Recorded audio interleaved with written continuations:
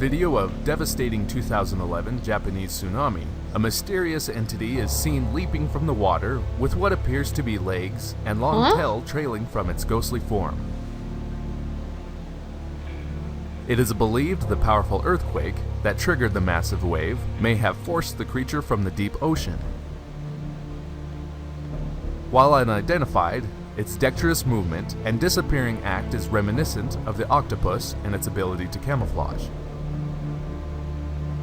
I feel like that's not an octopus, and that's certainly, I feel like octopus or octopi don't just disappear into thin air. That wasn't so much camouflaging, that was just mysteriously disappearing. It looked more like a ghostly orb, or like the ghost of a fish or thing in the ocean that died during the tsunami. Or, to me, it kind of looks like a plastic bag. To me, I mean, it doesn't look like anything. It certainly doesn't look like an octopus. Also, why would it be floating in the air? It's not riding a wave right now. It's floating in the air. Octopus don't float. Or octopi. I don't know what the correct thing is. They don't float. They swim. Harvey Robertson, 52, was on a boat cruise with his family in Corfu when he took some photos inside a sea cave. He held the camera over the side of the boat to take pictures of the sea, but when he lifted his camera back up, Robertson later realized a mysterious creature had appeared in one of the frames. Robertson said, "I have no idea what it could be. I have never seen anything like it." The creature, which has so far been unable to be identified by experts, evokes images of Greek mythology. It kind of looked like a whale, but if a whale was oddly shaped. I don't really know what that is. I think the camera and the water kind of distorted things, but I think it's probably a whale. But then would it be in Corfu near a cave? Probably not. I've been to Corfu and I don't remember whales. But I also was very young, I don't remember much.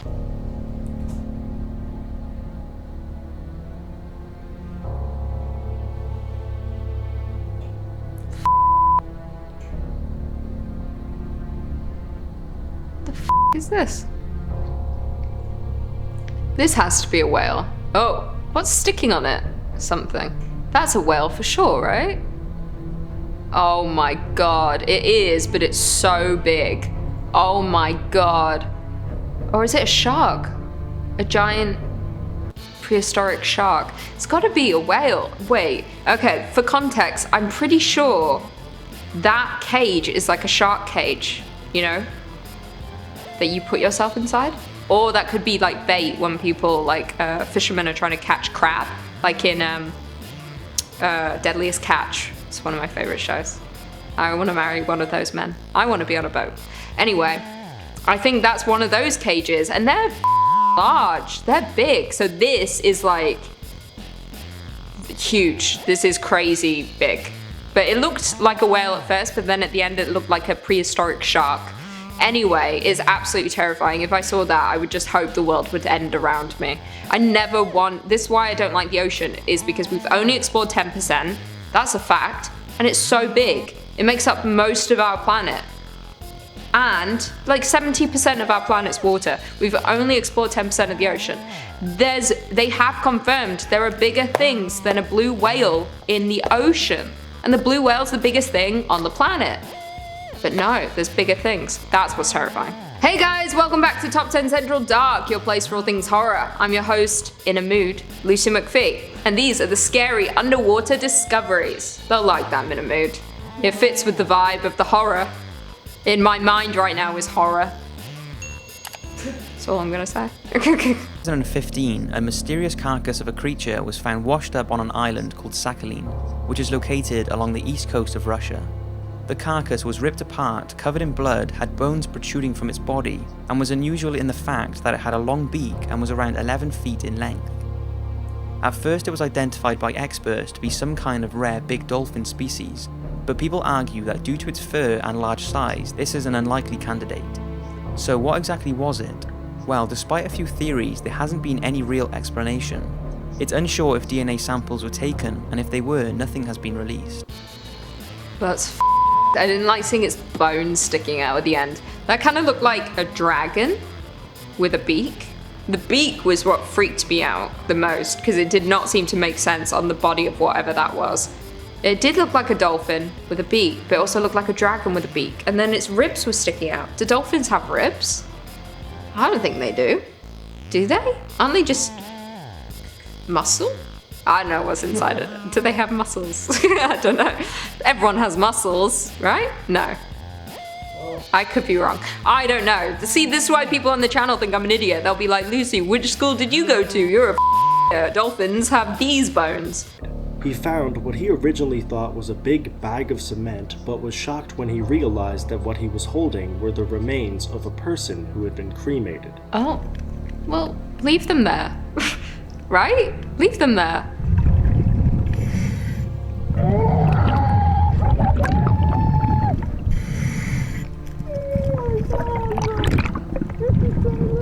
He phoned the police in order to find out what to do with the cremation and was informed to put it back where he found it. Okay, this is all very strange. First of all, when he opened it, I was like, is that a giant bag of That's what I thought at first. I was like, is this a drug discovery?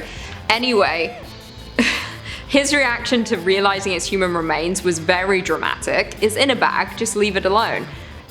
And second, probably the family like put them there intentionally. Like people who want to be cremated, they're usually like you scatter the ashes or you put the ashes somewhere where they want it to be. They've been put there.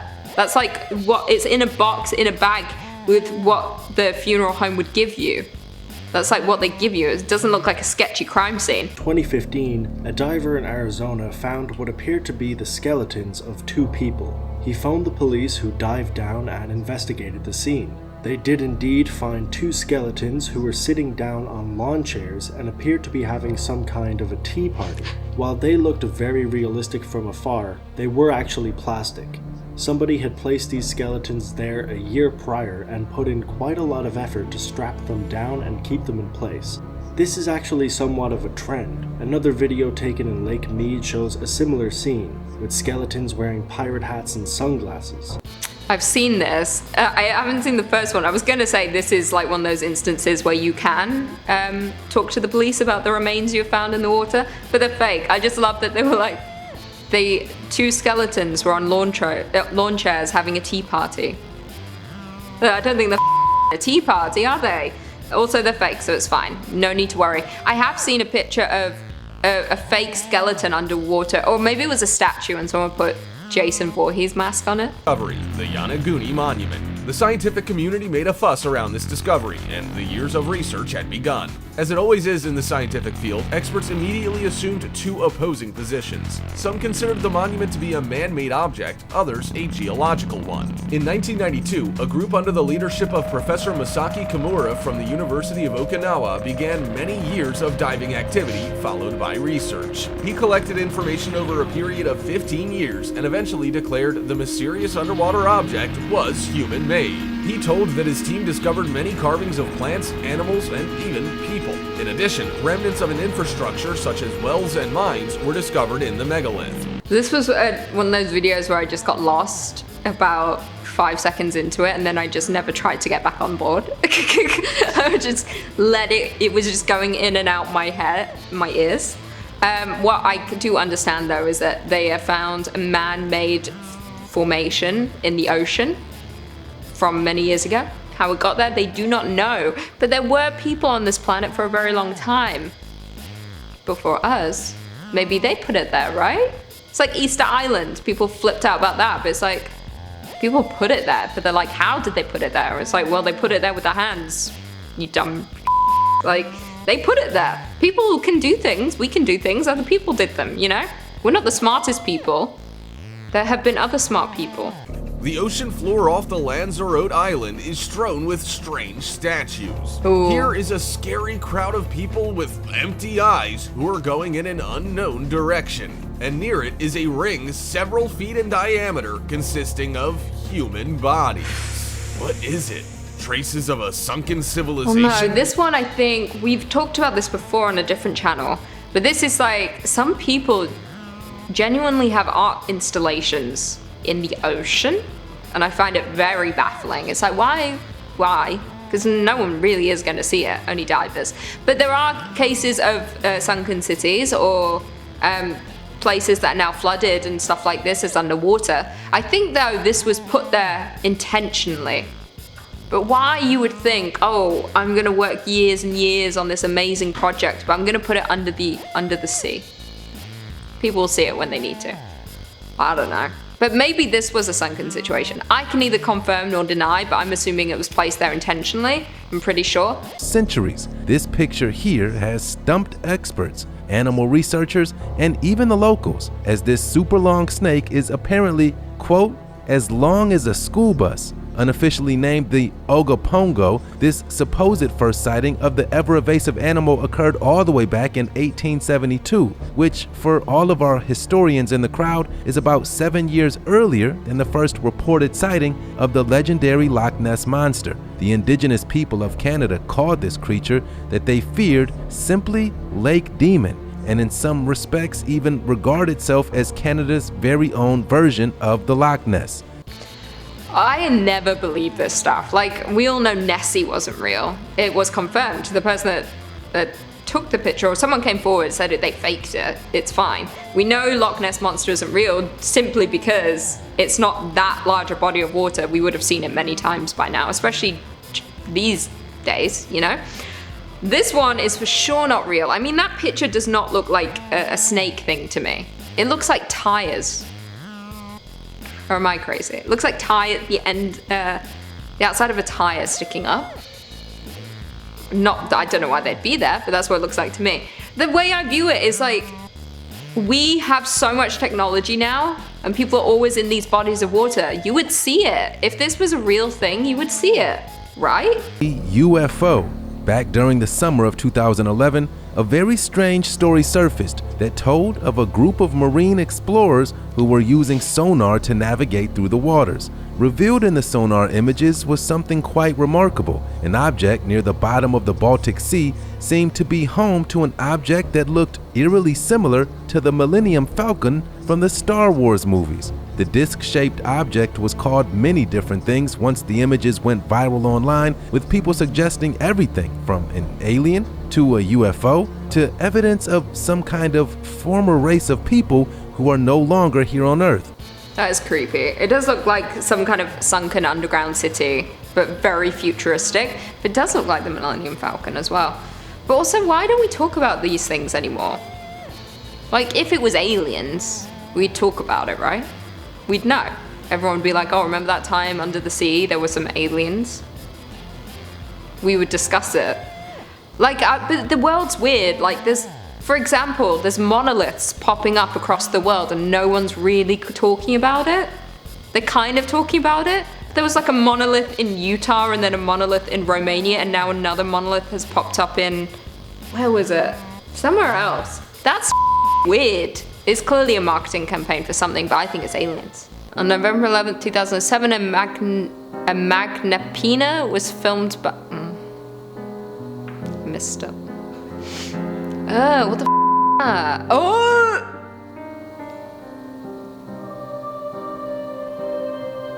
I can't even look at that. That makes me feel sick. I don't... Oh. That's unnatural.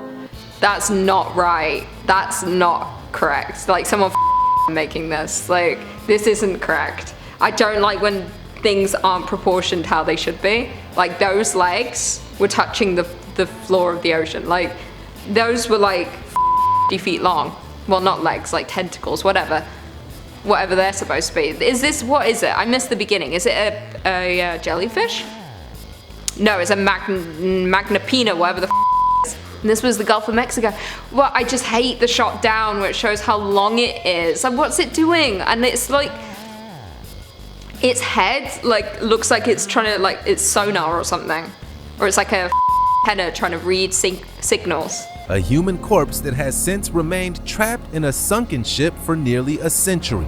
Although his true name has been lost throughout the ages, down to the frighteningly cool waters of the Great Lakes, the corpse of Old Whitey has been perfectly preserved since the tragic shipwreck of the 1920s. believed to have been a crewman of the SS Kamloops. Old Whitey was a part of a crew who piloted a freighter ship specifically built to fit through the canal that connected Lake Erie to Lake Ontario. Ooh. However, in the early winter of 1927, a violent storm shook Lake Superior and the SS Kamloops was tragically sunk, killing her entire crew.